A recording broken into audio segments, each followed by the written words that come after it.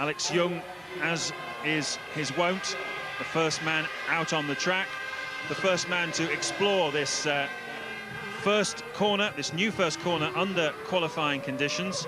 Let's hope he has a bit more fortune through the first corner here than he did at Monaco a month ago, where he planted it into the barriers on his first flying lap. But some good news for the Minardi team. The team owners, Formula One team owners, got together yesterday and had yet another meeting about whether or not Minardi should get the Prost prize money, TV money from last season and their share of it.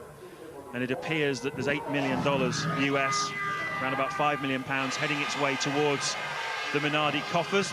Although Paul Stoddard was saying in an interview just before with Louise that the money's supposed to be arriving on Monday, and he'll believe it when he sees it. The check is in the post, indeed. You don't know whether some of these team bosses are crying wolf a bit on the money, and certainly that's been reported quite strongly. But it does seem clear, if Minardi don't get some more money, we may not even see this team at the next Grand Prix, for the British Grand Prix.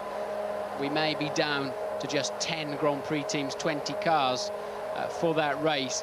But I have a feeling they're going to be there somehow, James. Yes, the numbers now in Formula One are truly enormous. Budgets for the leading teams of around about 80 to 100 million pounds a year, and Ferrari spending over 100 million pounds a year. It makes teams like Minardi, it's a real struggle. Just $8 million, £5 million, enough to see them through to the end of the season. Gives you an idea of the difference in spending power.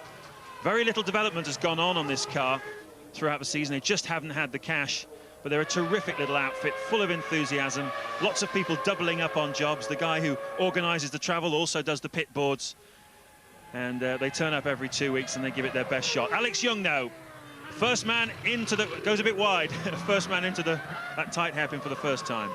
Yeah, but I think, as Alan McNish explained, there really are two ways of getting around that hairpin.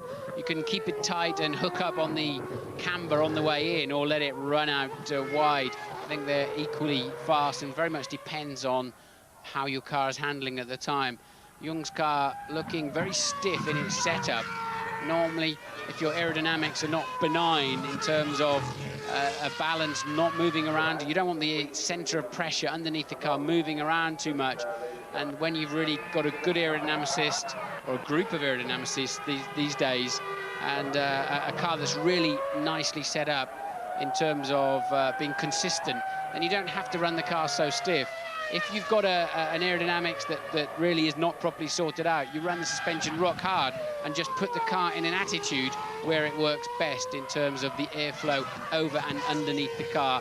And that's why you see many cars being able to ride the curbs more easily, because they can go softer, their aero package is better.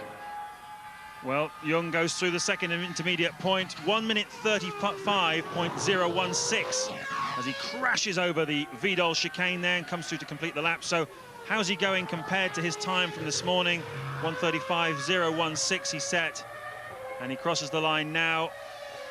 Well, he's 8/10 slower than he was this morning. Track conditions a little bit warmer than it was in the morning practice, but nothing particularly special.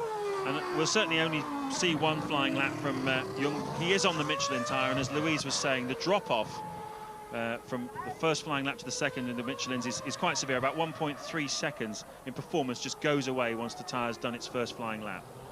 Yes, absolutely right. As aggressive as it looks, there is a way of getting a racing car, not just a Formula One car, a racing car, over those curbs, as they are down at the Vidal in other parts of the world.